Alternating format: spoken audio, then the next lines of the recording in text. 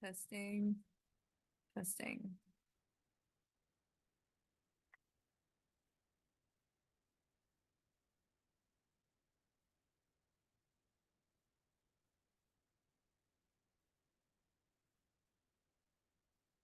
All right, hello. So in this training, I'm going to show you some helpful design tips, tools, and practices for creating an accessible experience for all of your students, but also some helpful considerations for multilingual learners, English language learners in your Canvas course. So some of these things might be refreshers to you, but are always super helpful, especially some of these student account tips to share directly with the students. Canvas is pretty new to all of us this school year, and just reiterating this can be super helpful even in the last 9 weeks of the school year.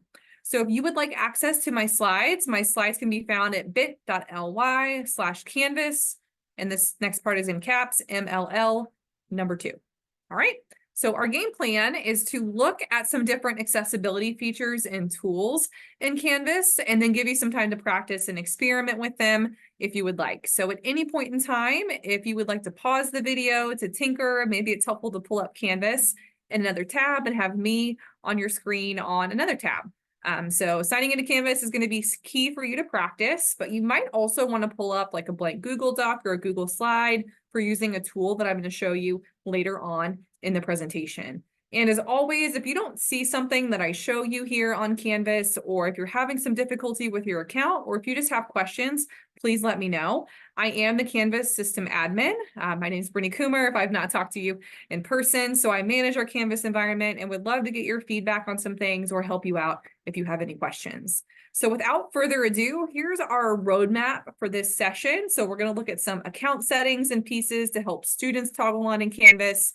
The rich content editor in Canvas, which is the best place to go to make your course engaging and accessible for MLs, the immersive reader, Stickity in Canvas, which is a newer tool for us, and then how you can promote accessibility with your assignments in Canvas through some templates and best practices, and lastly, just some things to show students in your Canvas course.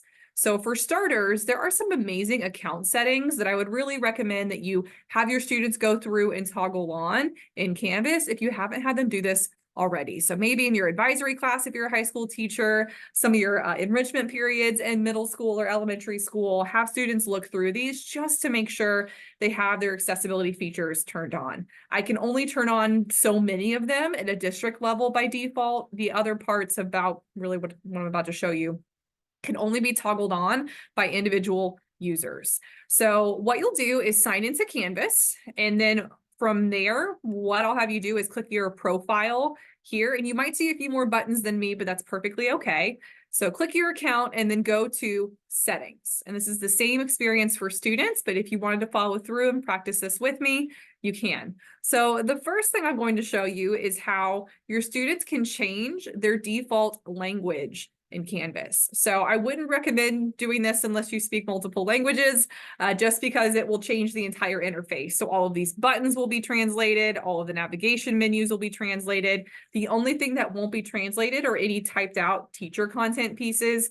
There's a different tool you have to use to do that. So this really does change your overall navigation in Canvas to be a different language. And some of our students need that, like our newcomers. This would be a great thing to do for them or to show them how to do if you can. So if I'm on my settings page here on the right-hand side, I'm going to go over to where it says edit settings. And you probably won't be able to edit very much. I have it locked down for some reasons. But the one thing I don't have locked down is this system default language. So if I select here, I can click a different language if I need to, and then it changes this whole interface. So I'm going to show you what that does. And then you'll do update settings.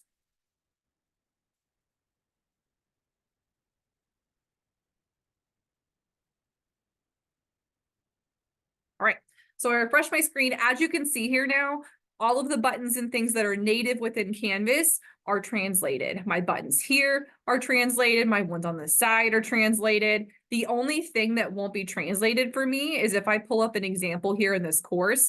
This is all stuff that I have typed out.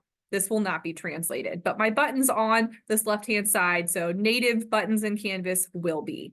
If I need to change that back at any point in time, same thing, click that edit pencil and then toggle it back to whatever settings that you need. So that could be a super helpful option for your students who are newcomers and need things in different languages. It's really easy to do, like I told you. And then after you apply that, you might have to refresh your page to see those settings go into effect.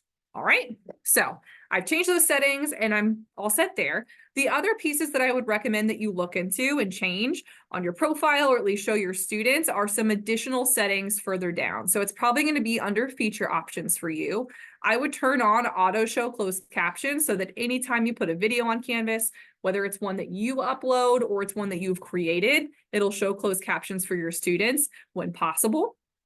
And then further down, make sure Immersive Reader is turned on. I do have that toggled on into everyone's courses, but if for some reason a teacher has turned it off, please turn it back on, number one. And number two, make sure that this is also toggled on for students.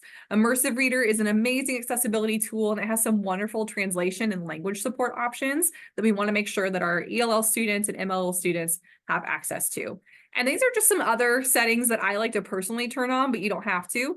There is high contrast UI, so that makes it very high contrast mode, like dark mode on your phone, if students like that. I always like to toggle on that the links are underlined so they visibly stand out. And then the last one here is that you can open to-do list items in a new tab. So that kind of saves your progress on your screen. And if you have a to-do list item or an assignment that students need to do, it'll open it in a new tab so you don't lose your progress. Those are personal ones that I like to have on, but I would absolutely make sure that your closed captions are turned on, so it's a green check mark, and your Microsoft Immersive Reader. Okay, so moving onward, I'm going to move away from Canvas here for a second. Now, and this just shows you a screenshot of everything I just explained, so I'm going to fly through that. The next piece is leveraging the Rich Content Editor, or RCE, in Canvas. So now that we've had Canvas for a little over a year for teachers and staff, you probably have gotten very familiar with this space. It's located throughout Canvas, and it's where you can add in so many multimedia-rich resources for your students. And it's a great way to support multiple means of representation, to tap into more of your students' senses, and giving them options to comprehend what you want them to do in the learning resources, really just furthering UDL. This is a great, easy way to do that. So this RCE is located everywhere. So on your home page and module pages, on assignments, students also have access to this, which means they have different ways they can show their understanding to you when they submit their work. So really easy to access and utilize. I'm going to pull back up my Canvas here so you can see it.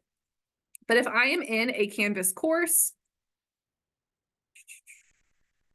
if I just want to edit my homepage, this is a very bland course because I just made a copy of it just to walk you through what it looks like to edit. The RCE toolbar is right here. And if you don't see all of the buttons, this little 3-dot button will make it appear. If you don't see your menus here off to the side, you can hide those too. Elementary view in Canvas, you usually have to click Manage Subject, and then you can start editing that page, but it's the exact same experience, just sometimes one more click to get there. Okay. So if I'm looking here at this page, I have all kinds of options of what I can insert. So I can put links using this hyperlink button. So my hyperlink button can take me to an external website, maybe my textbook.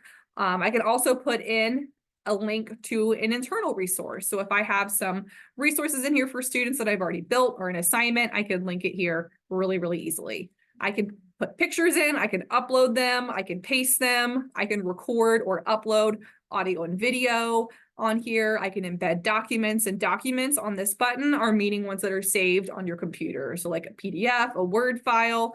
I can also add in Google files as well, and it embeds them all in this space. So it's super easy for the students to use and access. The other hidden gem here on this menu is this little plugin button. So we have set up several tools to plug in or external applications to work within Canvas. So those include Canva, which is graphic design. So if you make slideshow presentations or resources, you can select it here and it embeds it on this page for your students to access. Google Drive again, you can host a Google Meet from here. You can pull up your Screencastify videos. So Screencastify is a digital video recording tool we have here. All staff have premium access. So have unlimited recording time. You can record like I'm doing right now, or you can just record your webcam, your face, or just your screen.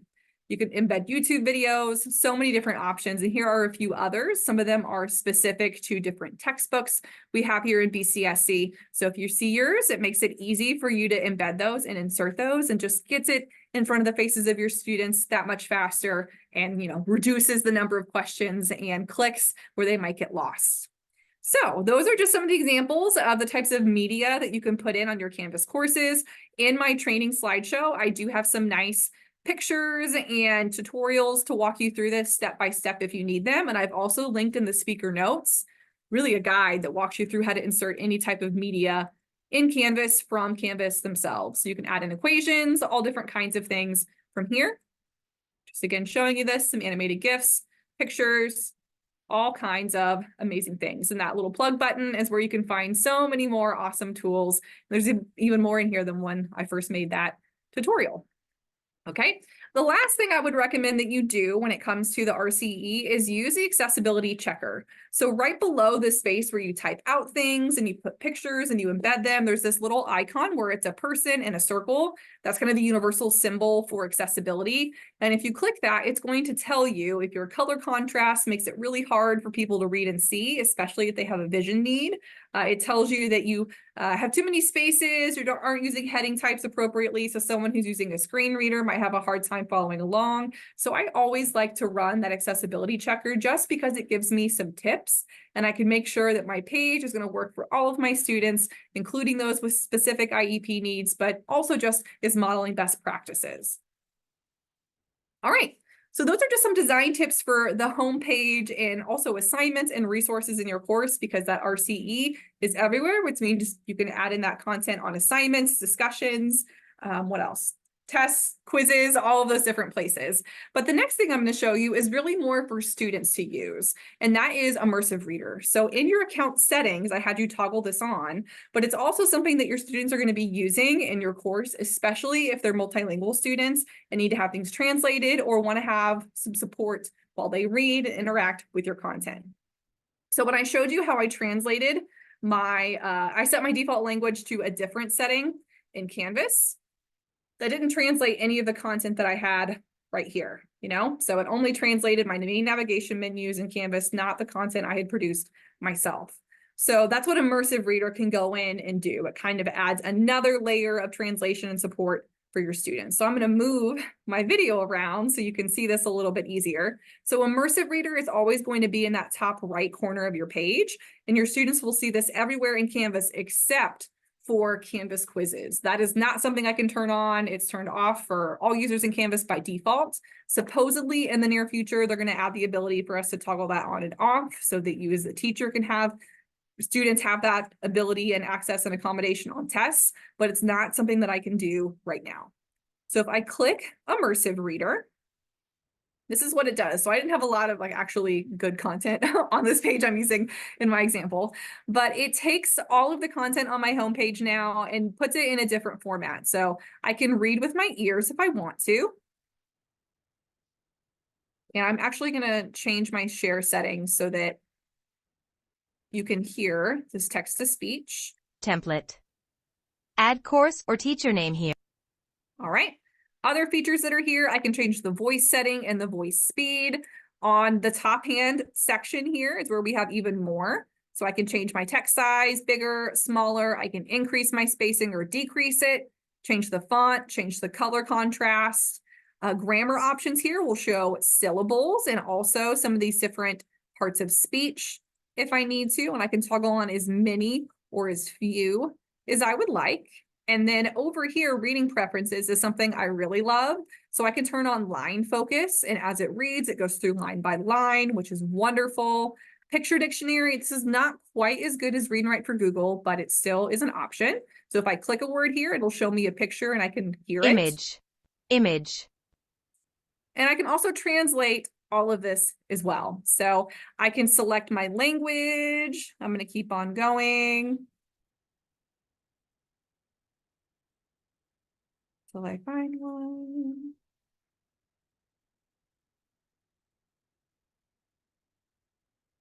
So I'm going to change this, and you can do it by word. So if you select a word, it'll do it, but I like to do the whole document. And what's amazing is that after you translate this whole entire document, like what I did right here, if I click play, now it's going to read it in that translated language. It won't keep it in English. Plantilla de página de inicio de BCSC. So how amazing is that? So this immersive reader, like I said, is super easy for students. If you just click this top corner, students have access to this. It opens up for them at any point in time. The only place it's not located are quizzes and tests in Canvas. So definitely a resource to show students. And on the speaker notes in this, I've linked a guide that walks students through how to use it. So it might be great for you to share that with them. But other things I want to show you before we start to wrap up are just some additional considerations for your course. So I think immersive reader is a must, using the RCE is a must, changing those settings is a must. This is more of a bonus if you want to use this. So Stickity is a tool that we have access to as a part of a district pilot. You have premium or paid access for the remainder of the 23-24 school year. And it works in Google Slides and Google Docs. So it doesn't work directly into Canvas, but there are sneaky ways that we can leverage it. So Stickity creates little icons or stickers that you can drag and drop into Google Slides and resize. And all of the stickers are available in English as well as Spanish. They're going to be working to add in more languages here in the near future, but we do have those two for now. And these icons and stickers can be used for feedback. They can be used for sharing supplies, but there's also some that work really great for websites and directing students through your Canvas course and online environment. And I do have another session on the April 2024 PD day that walks you through Stickity if you wanted to use that as a follow-up to this one or even a precursor, I guess, to this setting, to this course. So what I'm going to show you is how you can get your Stickity stickers into your Canvas course with ease, because there's not just an easy way to copy paste.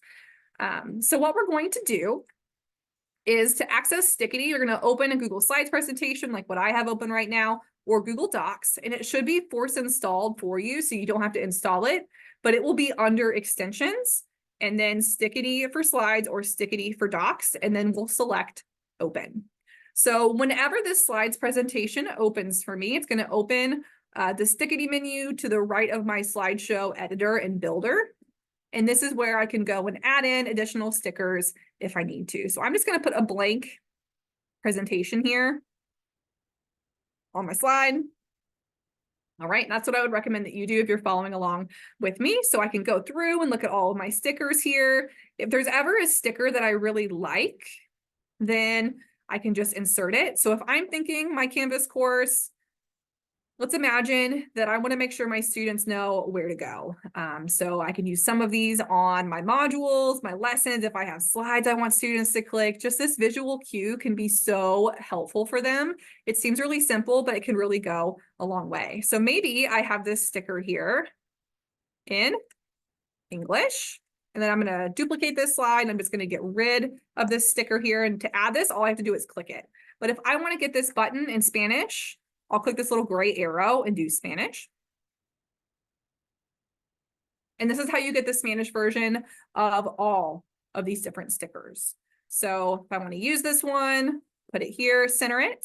And now what I'm going to do is select any one of these slides, go File, Download, and then I'll do PNG. So I'm downloading these slides and only these ones, not my entire presentation, so that I can go into Canvas and then put these in my Canvas course. So let's imagine I want these to be on my homepage. Maybe it makes more sense to put them on a lesson page, but let's imagine that I'm setting these up as little clickable icons or buttons in my Canvas course. So I'm going to put mine just here at the bottom for now. But if I click this picture icon and then upload image, I'm going to find it on my computer. And I can paste it, give it an alt text tag, and there, it is there. So this is a giant button because of how much I blew it up on the slides. But if I wanted this to be a link, I can just do course link or hyperlink. And I think actually what I'm going to do is external link, and I'm just going to paste in my Google Slideshow link. So I'm going to come back here to slides. And to make a picture, a clickable link in Canvas, I do have that linked in this slide deck, but it's super easy. You just select it, click the link button. You know it's a link as if you hover over it. Now it says link options, save my changes. And so I just made my course so much easier for my students to navigate by adding in some nice pictures, especially if I put them in multiple languages. And there are tons of stickers and stickity for you to choose from. It's just an amazing resource. So if you have questions about that, please let me know. The next things I'm going to show you are just some best practices when it comes to designing assignments in Canvas. So whenever you make assignments in Canvas, I would really recommend using the assignment tool just because it has the RCE, which is that toolbar where students can have options. They can put in links, text, embed Google files, pretty much anything and everything, record audio and video all in one. And giving our students multiple ways to show their understanding really can make a difference. It could remove some learning barriers, and you can get a better picture of what students understand and maybe where they need some remediation. Another piece of advice I would share is try to at least keep your assignments consistent in the way that they look and feel. So using a template for assignments where you always have instructions in the same place, always have resources in the same place, can help reduce some confusion and add some nice consistency so students don't get lost or confused. There is a template in the Canvas Commons. It's also been plugged into all of your Canvas courses by default. And in the Canvas Commons, you can copy it and use it, and it looks exactly like this to personalize it and make it your own. And here's just some different options that your students can use on Canvas assignments. I'm not going to go through this tutorial right now just because that could be its own webinar, but I do have a video here that walks you through how to make an assignment in Canvas, as well as how to use that Canvas course template. Last pieces are just some tips for students. So I would really recommend that you have your students use the Canvas calendar to look at their assignments and things they have coming up. If they don't have the Canvas mobile app installed on their phone, especially if they're like a high school student, that's also a good thing to do so they can see notifications and connect with you in that way. The Canvas calendar also has an additional button here for all of our students. You probably don't see this as a staff member, but whenever students click on a day on the calendar, this will pop up and they have a button called My To Do. So it allows students to make a to-do list of anything and everything that they might have to do that day, in addition to assignments that will automatically show up as events on their calendar. So that could be great if you have some students who need that extra option there for executive functioning skills and to get them in the habit of building checklists and to-do lists. And the last piece I'm going to show you today is that a lot of these resources and some of these tips for students that I just shared are actually already in your Canvas course. So when we made your Canvas courses and put in some nice template elements in there for you at the start of the school year, which we'll also do for pretty much every school year moving forward, we made a module in there and it's geared towards students. The module is called Helpful Resources for Students, and there are 3 pages in there. One of them is helpful tips for students navigating Canvas, some resources there, and we're going to have it in multiple languages. The next one are guided tutorials in multiple languages on our district accessibility tools, and then some teacher contact information, so how they can get in touch with you should they need it. So I would say really keep those published in your course. They're under this module. If you don't have them published, go through and make those boxes green check marks, just because that is a place where you can point students and there's helpful things there for them to access and utilize. Maybe set up a button on your course homepage that takes students there in case they get stuck. So sometimes students might be working after contract hours on assignments and things, and maybe it's not during the time frame that you're still working. This is a place where maybe you can direct them if there are technical questions they have, and they can advocate and troubleshoot for themselves. Other piece here is just the Canvas inbox. Encouraging students to use that to connect with you is great. Unlike our last learning management system, It's Learning, the Canvas inbox gives students more options in how they can express their questions and connect with you. They can certainly just type things out, but they can also put pictures, they can put in links, and they can record audio and video, which can be great for multilingual students who are still working on some of those writing and spelling skills, or if video and audio is a more accessible option for them. So if you have any questions, please let me know. My contact information is on this side. So I hope this has been helpful to you, and I would love to get your feedback on what you're thinking of Canvas, or if we have more tutorials or topics you want to see in the future. Otherwise, have a great rest of your day.